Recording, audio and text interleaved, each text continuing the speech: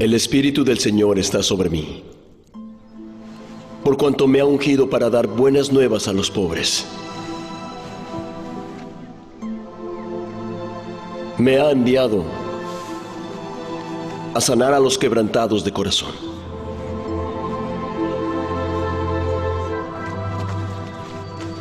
a pregonar libertad a los cautivos, a poner en libertad a los que sufren.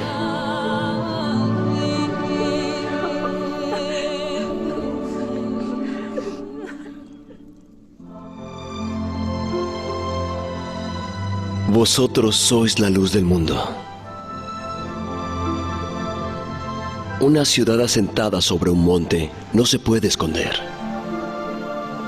Así alumbre vuestra luz delante de los hombres, para que vean vuestras buenas obras y glorifiquen a vuestro Padre que está en los cielos. Un mandamiento nuevo os doy, que os améis unos a otros. Como yo os he amado, que también os améis los unos a los otros.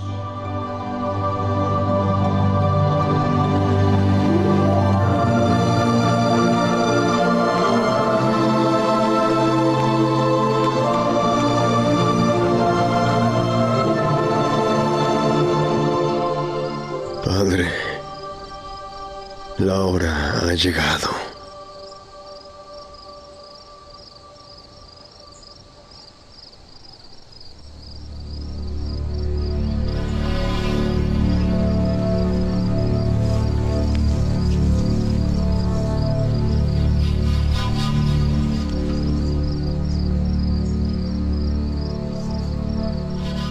Abba.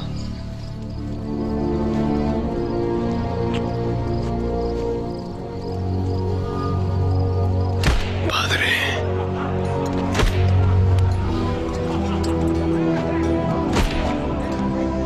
Todas las cosas son posibles para ti.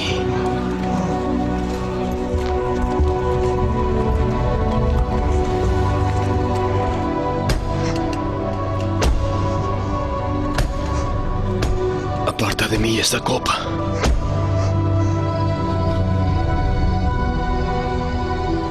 Pero no lo que yo quiero, sino lo que quieres tú. En tus manos encomiendo mi espíritu.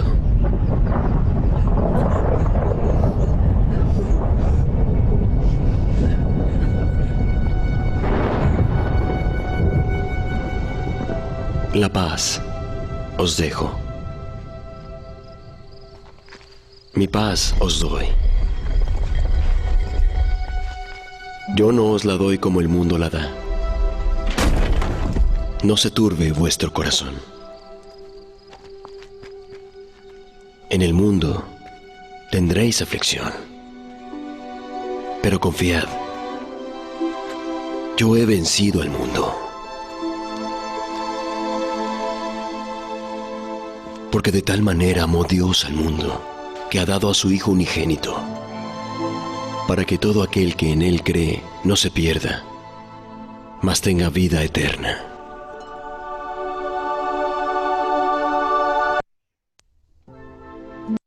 Wow, no sé, ahora sí. Queremos compartirle en este tiempo una materia que se llama Evangelios Sinópticos. Es una materia muy, muy especial porque, por supuesto, habla sobre la vida, sobre todo el propósito de todo el peregrinaje de Jesús aquí en la tierra durante su tiempo y su estadía como un ser humano. Y eso vamos a verlo a través de esto y por qué se llama Evangelio Sinóptico, ya lo vamos a ver.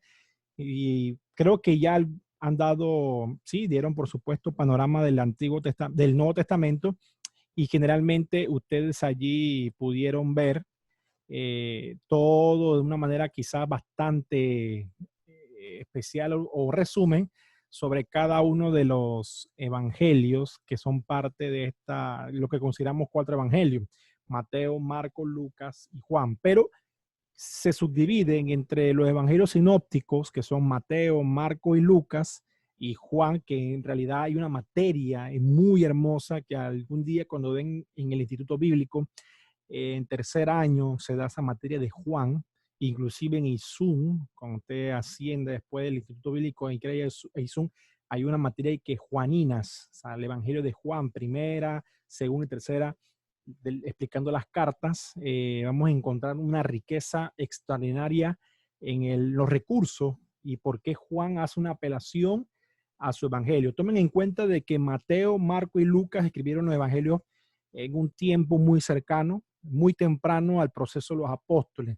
Juan ya lo escribió muy posterior a todo esto. Ya estos evangelios habían recorrido mucho tiempo cuando el apóstol Juan ya era bastante anciano, no era tan anciano, pero ya era bastante adulto y una persona de mucha credibilidad en la iglesia primitiva. Decide escribir un evangelio y si ven, Juan omite muchas cosas. Su trabajo va enfatizado en algo importante y eso lo vamos a explicarlo aquí, por lo menos los 3 primeros evangelios, pero Juan enfatiza de que Jesús no simplemente fue un profeta, no es que eso no sea importante, sí, pero Juan enfatiza de que Jesús, aparte de ser siervo, ser profeta, ser el Mesías, es el Hijo de Dios. O sea, Juan no conlleva, y qué lindo todas las etiquetas, pero para que entendamos de que Jesús es superior a todas las cosas y el sacrificio que él hizo, enfatiza en todo su evangelio que Jesús es el Hijo de Dios. Usted no verá en ningún otro lado que se menciona a Jesús. Sí, se menciona a Jesús como el Mesías, el Salvador. Wow, qué bueno para toda la humanidad. Pero ¿qué credibilidad nos da Juan cuando él, y no es la materia, pero para agregar una introducción breve ahí, cuando Juan dice y escribe su evangelio, es una defensa en contra de las corrientes que en su momento querían introducirse en la iglesia diciendo de que Jesús, si supuestamente era una deidad, era imposible porque según los gnósticos, decían de que no podía, el alma era buena y el cuerpo era malo, y no podía ser una deidad tan perfecta convivir entre nosotros. Así que ellos decían de que Cristo en esta tierra fue casi un espíritu que era traspasado, era una deidad, no se podía tocar. Por eso cuando Juan dice en algunos relatos, aquel que él amaba, que Jesús amaba, él decía de que él se podía recostar sobre su pecho. Muchos dirán, wow, qué romántico, qué amor, qué poesía. Pero Juan ahí en ningún momento usaba poesía, estaba usando apologética, está haciendo una apología en defensa del evangelio.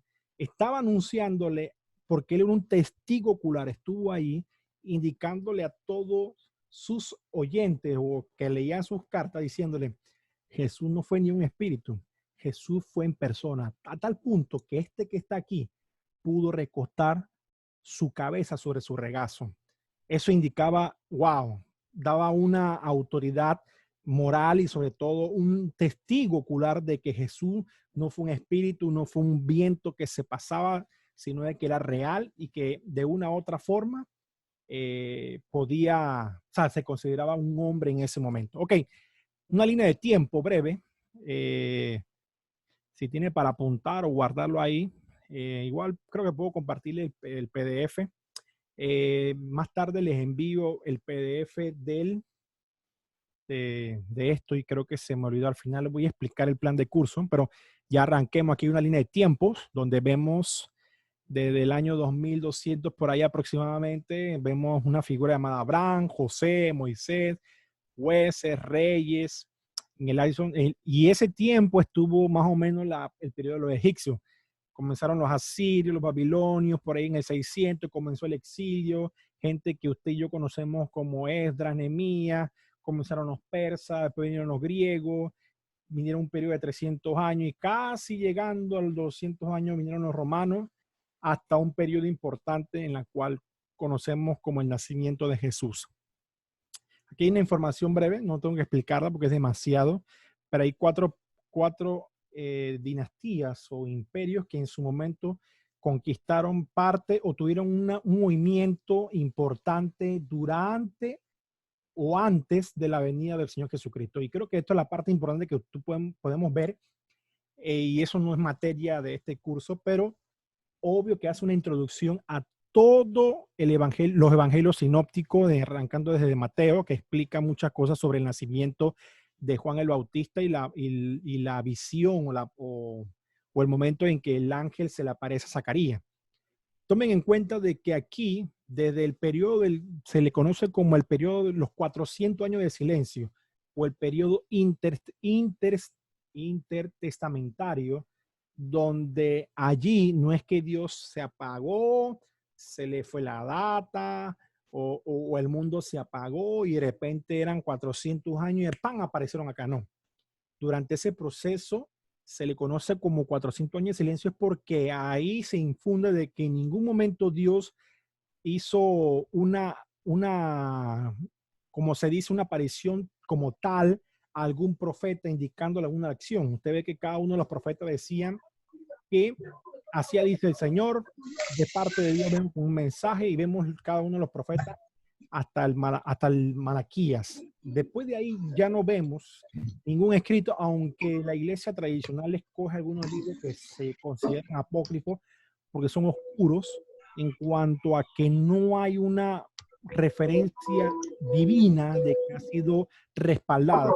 Son libros que en cierto momento pueden tener historia, porque los macabeos son locales, en realidad sí, y usted va a una espérese que tengo alguien abrió el micrófono, perdón, me escucho doble, ¿sí? Y los macabeos en este tiempo hicieron una revuelta que si va a un libro, una Biblia católica, va a encontrar esa información sobre los macabeos. Claro que ahí hay un tipo de doctrinas un poco raras sobre el purgatorio y esas cosas. Bueno, eso ahí, por eso se llaman apócrifos, y la iglesia protestante como tal y en algunos concilios, que obvio eran organizados por los católicos en su momento, no lo aceptaron y fueron descartados del canon como usted y yo lo conocemos ahorita. Entonces, los persas conquistaron el 400, los griegos o helenismo en el año 300, por ahí casi 200 años, los macabeos con su revuelta, con Judas Macabeo y toda esa gente, Matatías, y por supuesto los romanos, que fueron muy adoctrinados por la línea helenista o los griegos, que todo comenzaron con el imperio que usted y yo conocemos a través de la historia. El ambiente político en su momento, porque a veces pensamos de que existió un César, un imperio. No, hubieron muchos. Claro, no es, si usted no se aprende eso ni lo sepa, no quiere decir que no va para el cielo, nada de eso. Pero creo que es importante ver un panorama amplio de cuál era el contexto que Jesús llegó y por qué llegó en esa época. Y vemos aquí algunas fechas que nos ayudan a identificar algunos césares, perdón, que de una u otra forma gobernaron sobre, en ese momento, Israel, o bueno, algunos le dicen Palestina. César Augusto, Tiberio, Calígula, Claudio, Nerón, Vespasiano y Domiciano. Aquí es Domiciano, pero Domiciano es, como se dice por allá abajo, en el año 90 y algo, donde aquel que decapitó, mató más que nada a Juan, igual como lo exilió antes en la isla de Patmos, y cada uno de ellos tuvieron su injerencia dentro de la iglesia como usted y yo la conocemos. En los siglos de los Hechos hay mucha más información sobre ello, que una breve imagen general del Imperio Romano en su momento, y podemos ver aquí todo lo que abarcaba el Imperio Romano. Aproximadamente el área donde estaba la historia se basa en esta área aquí donde dice Judea, cerca de aquí, claro, no está tan cerca, no está tan el zoom, pero ahí es la información donde todo el mundo, cuando se hablaba del mundo conocido, ellos se referían a esta franja púrpura que ustedes ven ahí. Ellos consideraban que era el mundo conocido. Existieron Herodes, aquí hay algunos: Herodes el Grande, Arquelao, Herodes Felipe II, Herodes Antipas, Herodes Agripa I, Herodes Agripa II y Poncio Pilato, que es el famosísimo Poncio Pilato que se lavó las manos al Señor, y él tiene una injerencia, y cada uno de ellos en forma específica la iremos viendo conforme pasa el tiempo. Pero por lo menos Herodes el Grande es aquel que usted y yo conocemos, que reinó desde el 37 a.C. al 4 a.C., un poco antes de que Jesús naciera. Pero aquel que Jesús en algún momento dado llamó esa zorra era Herodes Antipas, cuando Jesús le dijo, Herodes metió a la cárcel a Juan y después lo mandó decapitar. Jesús llamó a Herodes Antipas esa zorra, y eso lo vemos en Lucas 13:32. Antipas también participó en el juicio de Cristo en Jerusalén.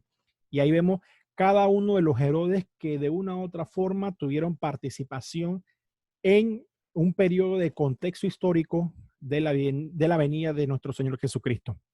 Aquí hay un ambiente religioso, vemos desde Adán, una línea de tiempo para ver grandes hombres de Dios, tanto Noé, Abraham, Moisés, Saúl, que fue el primer rey de Israel, Daniel, que fue un hombre de Dios en la cual tuvo su injerencia muy grande en el imperio babilónico y en otros más, hasta la venida de Jesucristo. Y aquí en donde le digo que hay 400 años de silencio, desde que Malaquías se cerró el Antiguo Testamento, hubieron 400 años, hasta que nuevamente apareció una visión al sacerdote Zacarías sobre el Salvador. Aquí hay algo importante que tenemos que ir para ir avanzando. Y todo esto es contexto. Ahorita vamos a entrar a la materia como tal. Primero, una diferencia de las creencias judías para su momento eran que ellos creían en un solo Dios. Todas las naciones vecinas, todos eran politeístas. Dígase politeísta, creencia en muchos dioses, y monoteísta, que solamente creen en una deidad. Y eso es importante porque toda la mayoría de las naciones entendían de que los judíos de una u otra forma solamente creían en un Dios llamado Yahweh. Los judíos le contarán a muchos de afuera de Palestina de Dios y de Moisés, de modo que cuando el mundo estaba listo, se cumplió Gálatas 4:4 cuando dice, cuando vino el cumplimiento del tiempo, Dios envió a su Hijo. Aquí hay unos pequeños grupos judíos de la época de Cristo, que vamos a verlo a través de los 3 evangelios, que son los saduceos. Ellos eran una corriente religiosa en su momento, decían, no creían en la resurrección, ni en los ángeles, ni en los espíritus. La única escritura que ellos usaban era el Pentateuco. Sin embargo, hablaba de ángeles. Con todo, aunque débiles en la fe, eran poderosos líderes políticos. El sumo sacerdote y los oficiales principales del Sanedrín eran saduceos. Bueno, han escuchado el término Sanedrín, que era la corte judía suprema, que era compuesta de 70 ancianos y el sumo sacerdote. Además de los saduceos, había algunos fariseos en el Sanedrín. Bueno, vienen los más famosos que usted y yo vemos a través de la Biblia y de los evangelios, los famosos fariseos. Componían un grupo más grande que era el de los saduceos, eran mayormente los estudiantes y maestros del Antiguo Testamento. Los fariseos, uno de los tantos conocidos como Saulo de Tarso, tenían fuertes creencias religiosas, aceptaban todo el Antiguo Testamento como la palabra de Dios. Dígase Antiguo Testamento, que no era como usted lo conoce ahora y que bueno, Génesis hasta Malaquía. Ellos tenían diferentes tipos de connotaciones. Hablaban sobre el Pentateuco, que eran los 5 primeros libros. Hablaban sobre los profetas, que incluían a todos los profetas. Hablaban sobre los salmos y los proverbios y algunos otros documentos más, igual que los libros que menciona Daniel y los profetas menores. Ellos lo entregaban en un solo paquete de profetas. Pero obvio que en ese momento no existía ni Mateo, ni Lucas, ni Juan, no existía un canon del Nuevo Testamento. Los escribas, llamados maestros de la ley, también eran un grupo religioso en los tiempos de Jesús. Pertenecían principalmente al partido de los fariseos, pero como un grupo estaban un poco separados, los escribas con frecuencia eran llamados abogados y eran expertos en el estudio de la ley. Comenzaban el culto en las sinagogas y les gustaba enseñar. Algunos de ellos eran parte del Sanedrín, algunos de ellos. Los herodianos era un grupo más reducido y se componían otro grupo religioso judío de menor escala. Su nombre parece mostrar que favorecían, y ahí vemos la corrupción de lo delicado de que de una u otra forma usted se doblegue siendo creyente o conozca la palabra de Dios y se deje influenciar por influencias políticas. Aquí vemos que ellos favorecían mucho a Herodes el Grande y a su familia. Los herodianos se mencionan como enemigos de Jesús y se unían a los fariseos a la cuestión del pago de impuestos. Sabemos muy poco de ello, la Biblia no menciona. Hay que irnos a otras fuentes para poder investigar mucho más sobre ello. Palabras judías. tomen en cuenta de que existía un templo, no había muchos templos, no sé si han escuchado alguna vez y si lo han escuchado es erróneo, cuando decían, vamos al templo La Hermosa, o sea, quizá hay un templo por ahí La Hermosa, pero no existe un templo La Hermosa.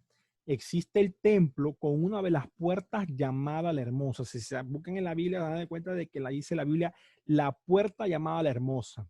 Porque a veces decimos, templo La Hermosa suena a que había otro templo. No, en ese momento solamente había uno y que había construido Herodes hace mucho tiempo atrás. Por eso el sumo sacerdote estaba a cargo del templo en Jerusalén. El templo era el centro de la vida religiosa para los judíos que llegaban de cerca y de lejos para adorar y ofrecer sacrificios ahí. Los judíos guardaban las fiestas religiosas del judaísmo, especialmente la Pascua, el Pentecostés y la de la Tabernáculo. Y ahí ven que cada una de las fiestas tiene una connotación espiritual y misterios que muestran el amor innegable de nuestro Señor Jesucristo por la humanidad. Pero aparte del templo existían algo llamado la sinagoga. Y toma en cuenta eso importante. Y creo que para este tiempo conlleva mucho más porque hay una gente que dice, no hermano, no puede ser que se cerraron los templos y todo lo demás que va a hacer, la iglesia se va a morir. Definitivamente que no. Y esto habla de que ellos, en ese momento, la sinagoga era una pieza importante en la vida de los judíos y que a diferencia a diferencia del templo, la sinagoga no tenían sacerdotes ni sacrificios, pero las sinagogas eran escuelas y centros de la comunidad y lugares para enseñar la escritura en el día de reposo. Muchos judíos vivían lejos de Jerusalén. Estos raramente iban al templo, pero podían asistir a las sinagogas locales con frecuencia. Todas las sinagogas eran lugares de oración e instrucción religiosa. La gente ofrecía oraciones en ciertos momentos durante el culto de oración en la sinagoga. Tanto Jesús como los primeros cristianos adoraban con frecuencia en las sinagogas. Y ahí vemos algunas referencias bíblicas que sustentan esto. Los que estaban lejos de Jerusalén con frecuencia se concentraban en las sinagogas y no en el templo. Lo que llamamos el Antiguo Testamento, usted y yo, para ello era el libro de Dios para los judíos. Ellos creían que contenía la ley de Dios y la voluntad de él. El Antiguo Testamento fue escrito en hebreo, pero esta escritura hebrea también fue traducida al griego entre los años 250 al 150 a.C. Esta traducción todavía se llama la Septuaginta y de ahí vamos a comenzar a ver un montón de información que nos va a llevar. Y esto es pura información, pero vamos entrando en materia, los evangelios sinópticos. Pero antes de eso, no sé si tienen alguna pregunta. Voy a parar porque si no, algunos se me duermen. Me veo a Cándida, no veo a más nadie. ¿Quién está por ahí? No, solo, ahí está Angélica, sí. solo sí, me gustaría saber si nosotros vamos a tener este material Claro. para reforzar. Sí. Bueno, le voy a mandar la PPT si quieren, porque el día de mañana, si vamos a suponer a Marielle, usted va a ser profesora de Evangelio Sinóptico, una cátedra, no sé, en la Universidad Teológica, no sé, allá en Estados Unidos, no sé, puede usarla y compartirla y todo lo demás. Yo no sé, hasta Héctor, no sé. Pero sí, Sí, igualmente, profe, sí queremos que lo comparta. sí, Sí, profe. igualmente el libro de Fe y Acción, que bueno, eso tiene un costo de $4, pero eso se lo envío apenas se termine la clase, se lo prometo. Es más, espérense un momentito. Se lo voy a mandar ya.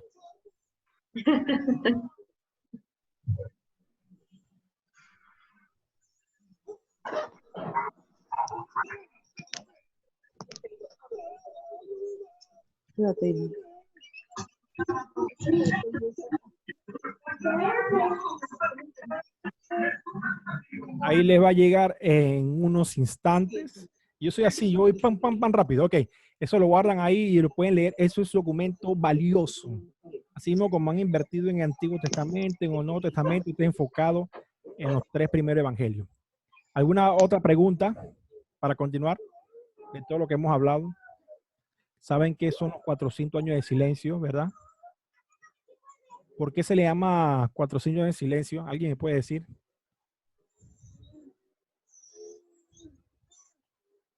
¿Perdón? Porque Dios no ha hablado. Porque Dios no inspiró a nadie en ese momento. No es que a Dios se le fue la data. No, primero se le va a usted y a mí, pero a Dios nunca se le va la data. pero él, en ese momento, él no inspiró a nadie, pero el mundo continuó. No es que se apagaron, todos los humanos se apagaron y quedaron así, y de repente despertaron así en Mateo. No, no, no, no, no. La historia siguió cursando, o sea, siguió en proceso natural, como ahorita estamos tú y yo. Lo único que no había una inspiración como tal. Dios no inspiraba ni a profeta ni a nadie para que hablara de parte de ellos. ¿Listo? Seguimos. ¿Ya le llegó el documento?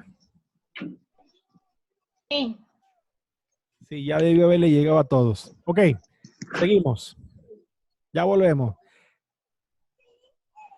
Los evangelios sinópticos, como tal, quiero explicar aquí, son en los libros de Mateo, Marco y Lucas. Los tres son personas muy diferentes. Mateo, de los tres, el único testigo ocular. A él nadie le va a contar. Por supuesto, obvio hay cosas que quizás no vio, pero él palpó y vio a Jesucristo en su caminar. Fue un testigo, fue un discípulo de él. Marcos no conoció a Jesús, es más, fue muy posterior. Y Lucas, mucho menos, porque fue un griego convertido, o sea, un gentil que era discípulo de lo que usted y yo conocemos como el apóstol Pablo. No, no en materia, pero usted debe estudiar sobre cada uno de ellos. Pero tomen en cuenta algo, que todo esto arrancó, no arrancó, sino porque Lucas, si ustedes se ponen a ver Lucas capítulo 1, vamos a verlo. Mi Biblia se la presté a mi esposa. Tengo tantas cosas aquí. Vamos a buscarlo aquí, Lucas capítulo 1.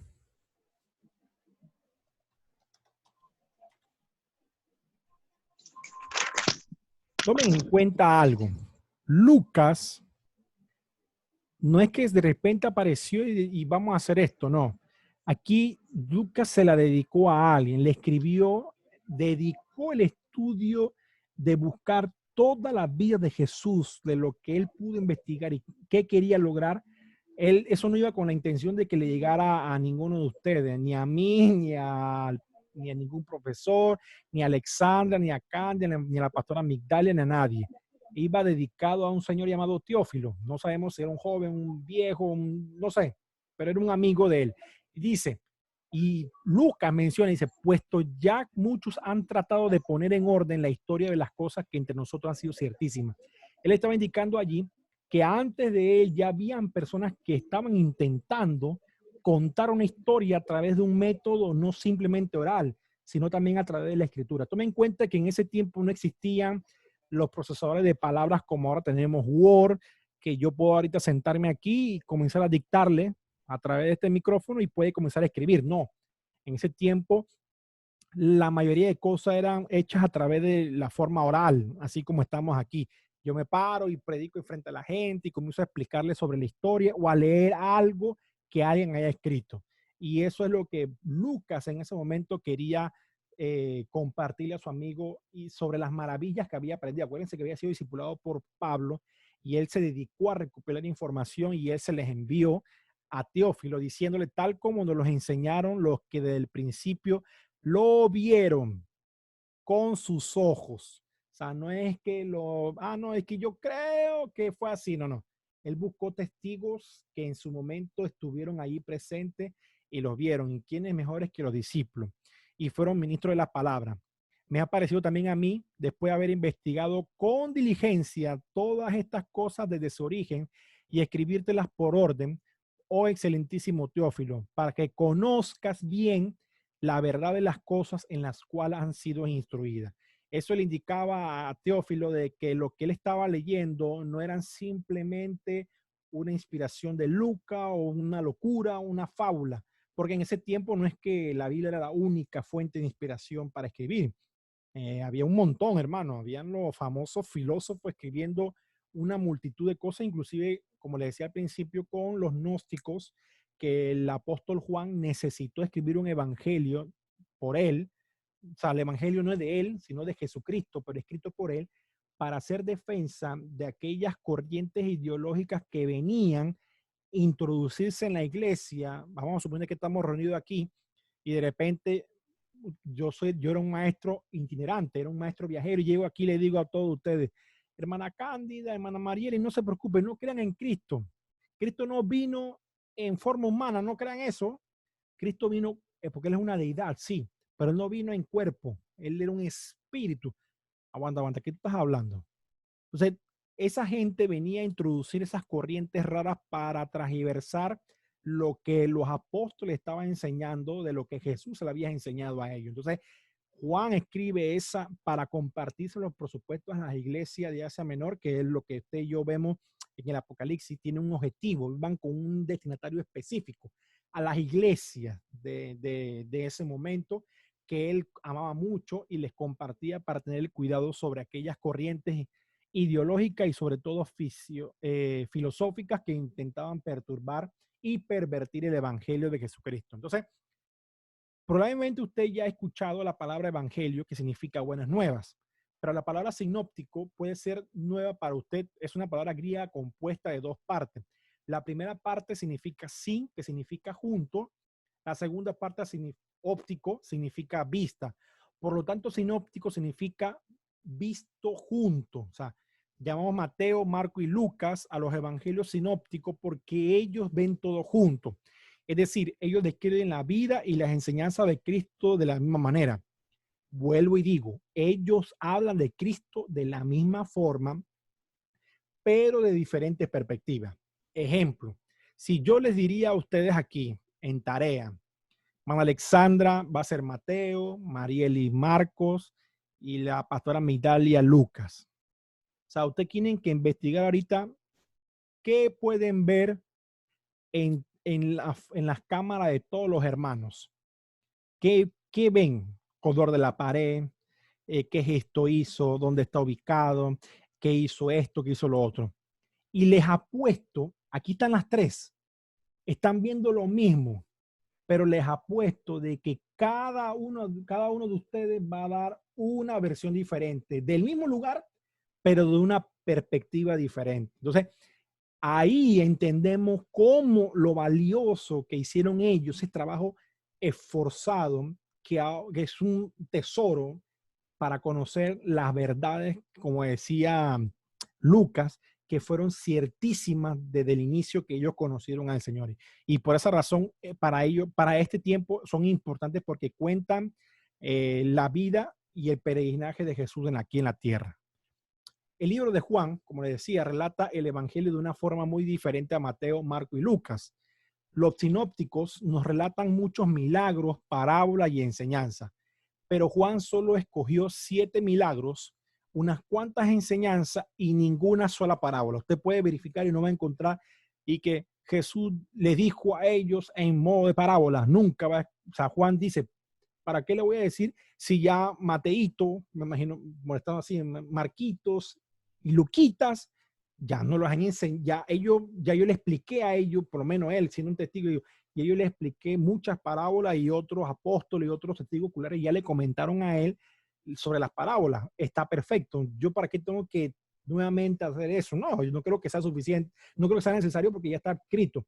Lo que yo puedo impartir es otro tipo de información que va a ser valioso para que se den de cuenta de que Jesús no simplemente fue un profeta, no simplemente fue el Mesías, no simplemente fue un siervo, fue el Hijo de Dios. O sea, era el único que tenía el acceso al Padre, no hay más nadie, es el único. Entonces es el valor que Juan nos da. Dice que Juan escogió solo 7 milagros, unas cuantas enseñanzas, ninguna parábola. Mateo, Marco y Lucas enfatizan que el ministerio de Jesús en Galilea, pero Juan enfatiza su ministerio en Judea. Por lo tanto, usted y yo estudiamos en este tiempo a Mateo, Marco y Lucas como los evangelios sinópticos, juntos. Juntos estudiamos el evangelio por separado. Acuérdense que esta cátedra del especial juvenil no toca a Juan, que sería excelente, pero no cubre hasta allá. Pero les prometo de que si dan Juan en el Instituto Bíblico, les va a encantar. Juan es lo, o sea, estudiar Juan es lo máximo. Seguimos. Y arrancamos con Mateito. El hermano Mateo enfatiza, y este es un cuadro que tienen que aprendérselo de toda la vida. Juan enfatiza que Jesús es el Mesías.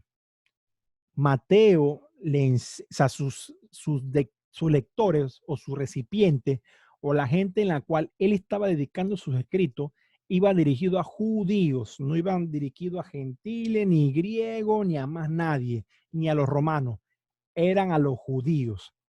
Mateo escribió mayormente, como le decía aquí, a los judíos. Su propósito de tema era demostrar que Jesús es el Mesías judío. Acuérdense que los judíos estaban, como le decía en la línea de tiempo, estaban esperando al Mesías que había prometido el Antiguo Testamento porque iba a venir a salvar a su pueblo.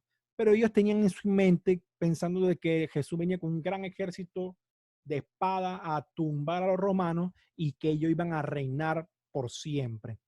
Pero lo que no entendían de que más peligroso que los romanos y más destructivo era el pecado. Por eso Jesús vino a salvarnos a nosotros del pecado y de la muerte eterna. Eso no lo entendían y hay muchos que aún no lo entienden y por eso están esperando al Mesías cuando él ya vino y próximamente, no sabemos cuándo, pero próximamente él volverá por nosotros. Por tanto, su evangelio comienza con el árbol genealógico de Jesús. Y estas partes importantes, se cuenta de que ni Marcos ni Juan tocan genealogía, no es necesario, pero los judíos en su cultura, y esto hay que entenderlo desde la perspectiva judía, ¿por qué Mateo hace eso? Por muchas razones, porque la cultura judía le daba mucha prioridad de dónde tú venías, para ver quiénes son tus padres, de dónde es tu linaje, o sea, tú realmente eres judío, tú eres un mezclado, tú eres de por allá en el monte, quién sabe por dónde, no, tenías que ser del linaje original. Y por eso Mateo hace una investigación ardua buscando de una u otra forma el árbol genealógico de Jesús para demostrar que Jesús venía del linaje de David, venía del linaje de Abraham, que fue el primer judío, y demostrando de que él era el Mesías. Su método principal para demostrar que Jesús es el Mesías es hacer referencia a las profecías del Antiguo Testamento.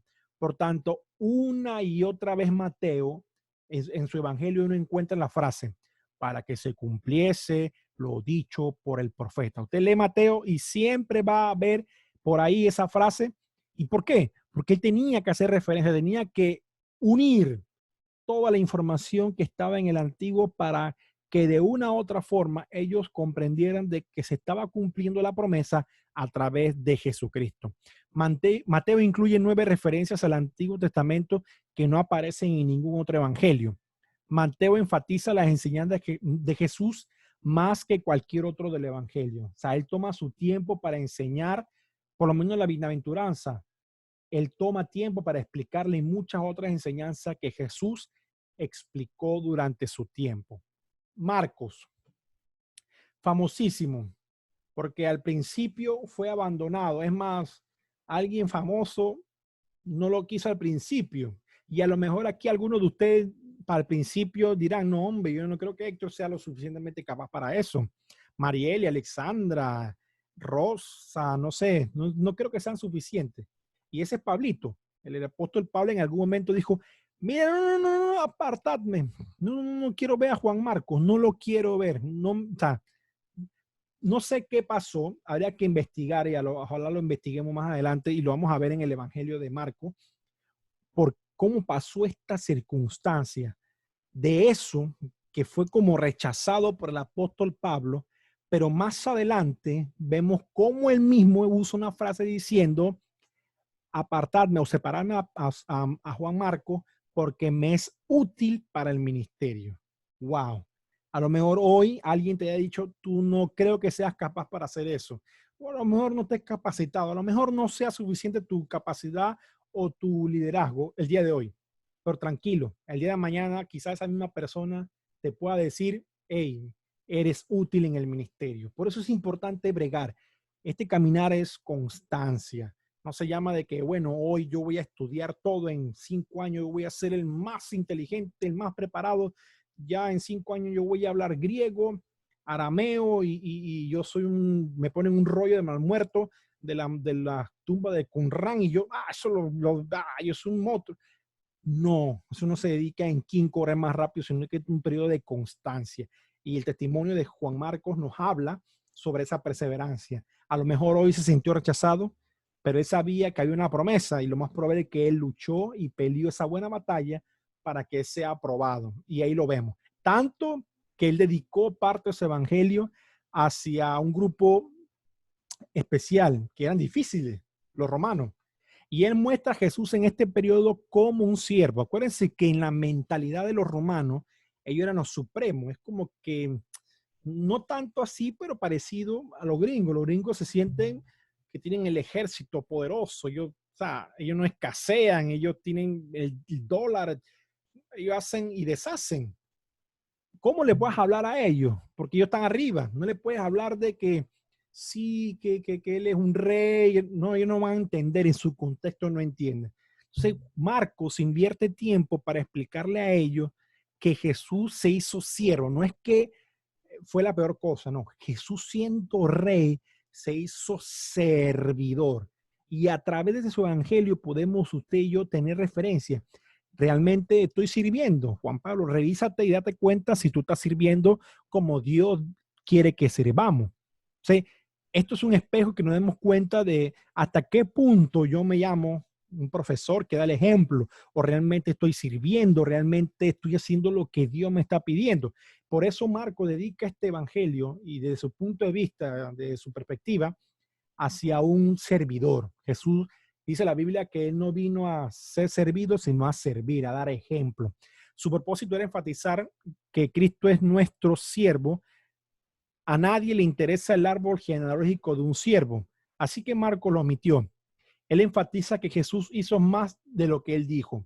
Eso habla de la humildad.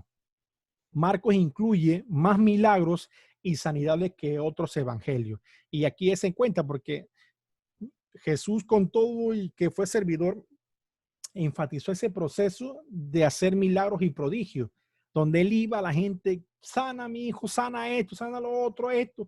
Y vemos cómo él influenciaba a su generación a través de su servicio. El médico Lucas, griego, fue un griego, no fue judío. Lucas enfatiza que Jesús es el salvador de toda la humanidad. Lucas era un médico griego que escribió mayormente a los gentiles, perdón. Su propósito era enfatizar que Jesús es el salvador de toda la humanidad. Más que ningún otro del evangelio, él muestra que Jesús vino a buscar y a salvar lo que se había perdido. Enfatiza 45 cosas que solamente en Lucas vas a encontrar. O sea, no lo vas a encontrar ni en Mateo, ni en Marco, ni en Juan. Su árbol genealógico de Jesús no termina con Abraham. Cuando vemos su escalada, no llega hasta Abraham, sino es que él lo lleva hasta Adán, indicando de que el primer Adán falló y el segundo, no lo habla en el Evangelio de Lucas, pero vemos en otras epístolas, en las epístolas paulinas, muchos hablan sobre que existió el primer Adán y el segundo Adán, que significa Cristo, que es el espiritual, que pudo encontrar lo que nadie había logrado, que era reconciliar el hombre con Dios. Por eso aquí es importante asociar de Lucas, asociar a Jesús hasta Adán, para que se den de cuenta de que él abarca a toda la humanidad y no solamente a una nación o a un sector de la población. Lucas también enfatiza ser lleno del Espíritu Santo. Él continúa este tema en el libro de los Hechos. Parece que también el autor intelectual del libro de los Hechos es el evangelista Lucas, el doctor Lucas, o médico más que nada. Es el escritor y autor de aquellos relatos que nos hablan sobre los inicios de la iglesia, como usted y yo la conocemos hasta nuestro día, que es el periodo de la gracia. Y entramos en materia desde un punto de vista de Lucas, y estas son informaciones que quizá a lo mejor usted, la mayoría las tenga, pero vamos a hablar del nacimiento de Jesús. El mensaje de Gabriel a Zacarías. Recuerden de que le dije al principio que Mateo arranca hablando, y Lucas más que nada habla sobre esta situación que fue bien especial, porque no había habido revelación desde Malaquías, y todo volvió hasta que el ángel se le apareció, en este caso Gabriel, se le apareció al sumo sacerdote Zacarías, diciéndole a él muchas cosas específicas de que él iba a poder tener la oportunidad, el privilegio de poder ver al Mesías. Sobre todo dice, el mensaje de Zacarías tenía 3 puntos importantes, el ángel Gabriel, y esto es lo que quería enfatizar. 1, que sean llenos del Espíritu en vez de vino. Esa era la promesa del ángel Gabriel diciéndole a Zacarías, pero a toda la humanidad, de que cuando viniera el Mesías, posterior a su venida, íbamos a ser llenos del Espíritu. Ya no iba a ser que solamente había una persona que se dedicaba a orar por los demás, no. Ahora usted y yo, cualquiera que sea redimido por Cristo, tenía la oportunidad de poder acercarse al trono de la gracia y pedir misericordia, oración o ruego. Solamente el intermediario era Cristo, no había más nadie. No necesitábamos, como ahorita vemos la iglesia tradicional o católica, como usted y yo lo conocemos, que ellos hablan y lo definen en dos áreas, el clero y el pueblo. O sea, el pueblo es, como se dice, usted y yo, y el clero son los sacerdotes, los pastores. O sea, necesita el pueblo ir al clero para que el clero vaya a Dios. Eso es mentira. Porque cuando vino el Espíritu Santo, vino Jesús, vino a romper, como se dice, se rompió el velo en dos, nos da acceso a usted y a mí a poder acercarnos al Señor de manera confiada, ya no a través de sacrificios, ya no a través de rituales o inclusive de un intermediario. Ya lo podíamos hacer directo, no porque lo merecíamos, para nada, sino por amor al que vino y entregó su vida por nosotros. Por eso él dice aquí que él nota que aquí Gabriel le dijo, habló de Juan el Bautista, dice, no beberá ni sidro ni vino y será lleno del Espíritu Santo aún desde el vientre de su madre. El punto 2 dice, Dios quiere que los padres guíen a sus hijos hacia él. Gabriel dijo, e irá a Juan, bueno, no dijo Juan el Bautista, pero irá a él delante de él con el espíritu y el poder de Elías para hacer volver los corazones de los padres a los hijos. Este versículo demuestra que parte de la misión de Juan era hacer volver el corazón de los padres a sus hijos. Todo esto va, por supuesto, precedido al nacimiento de Jesús, que es la acción de la promesa de Zacarías, de parte de Gabriel, de su hijo llamado Juan, que ustedes lo conocemos como Juan el Bautista. Y tercero, que Dios quita nuestra afrenta.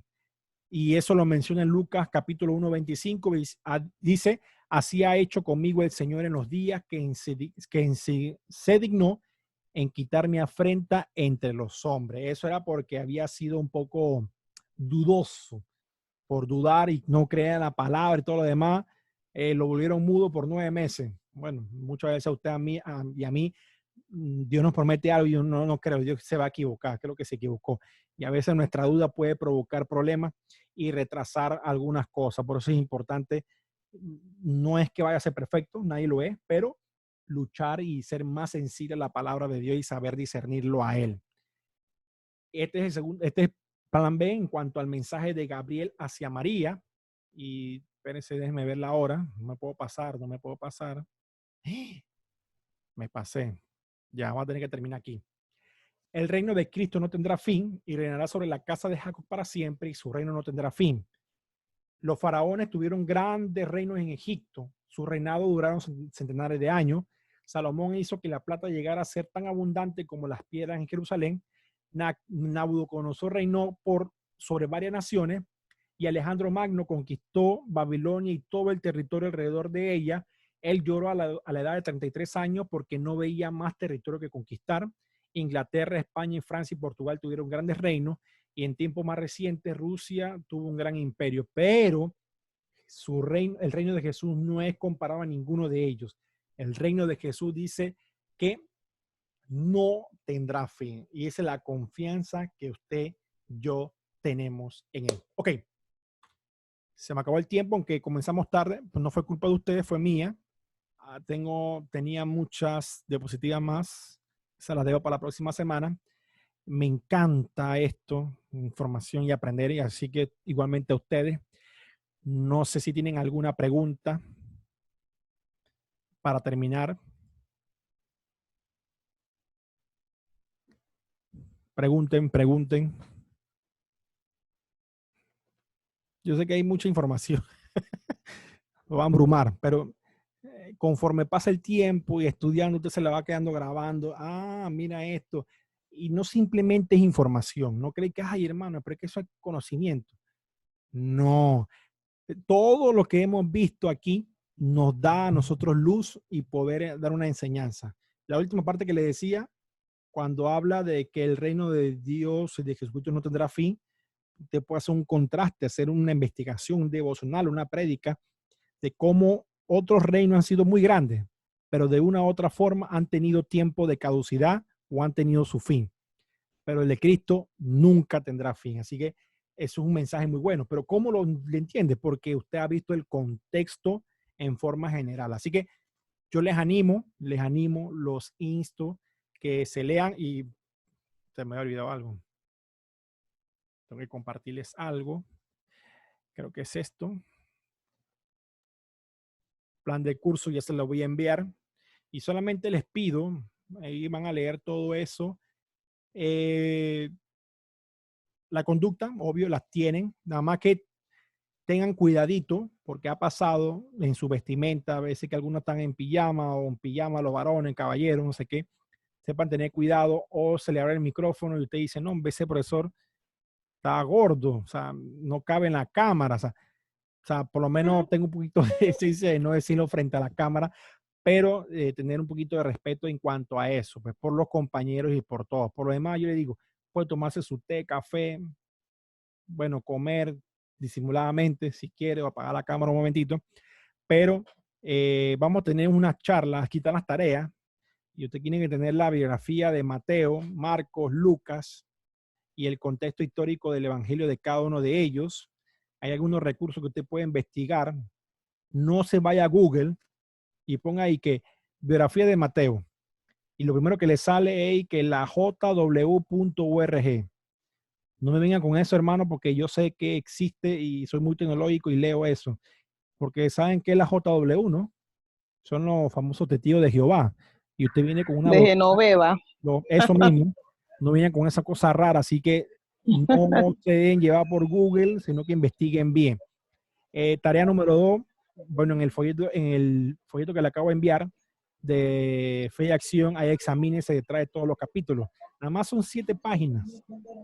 Pero eso es para todo el bimestre. Son 7, así que ya la próxima semana tiene que entregar uno. Y vamos a salir de nuestra zona de confort. Va a haber, creo que van a ser 3 charlas, no 4, 3.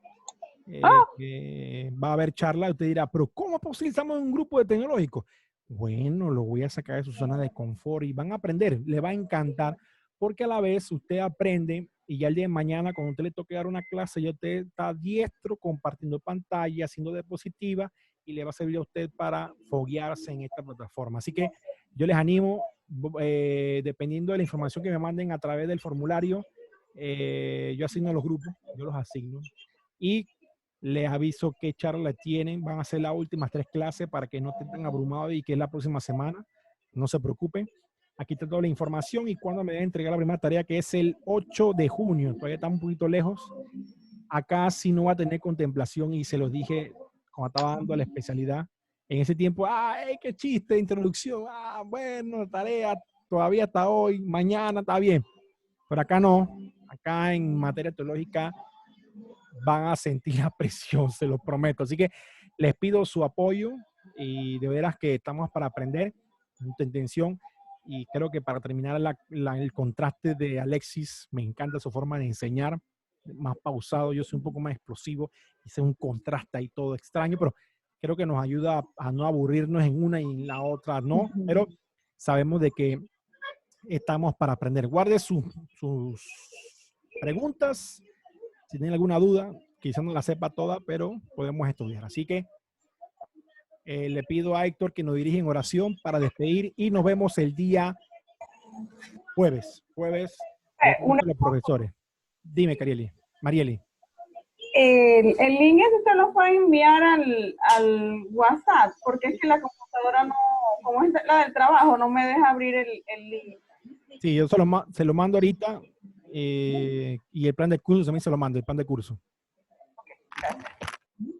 Héctor. Ok.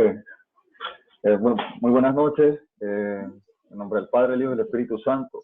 Damos gracias por este inicio de segundo trimestre. Que toda la gloria y toda la honra sea para nuestro Señor Jesucristo, oh Padre Celestial. en medio de todas las situaciones, Señor, en medio de todo lo que sucede, Padre Celestial, sabemos que tú tienes el control de todo, Padre Celestial. Te doy gracias, Señor, por la vida de mis profesores, por la vida de cada compañero que estuvo aquí en esta reunión, Señor. Padre Celestial, te pido, Señor, danos un corazón con deseos de seguir aprendiendo, con deseos de seguir construyéndonos, Señor, solamente para exaltarte, solamente para seguir hablando de tu evangelio que es eterno. Sí, en el nombre de Jesús, Padre Celestial, te doy gracias, Señor, por esta semana, Señor.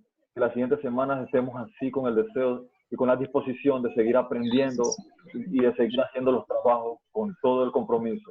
En el nombre de Jesús, te doy gracias por esta noche y por esta reunión. Amén. Amén. Amén, amados. Nos vemos. No le quito más tiempo.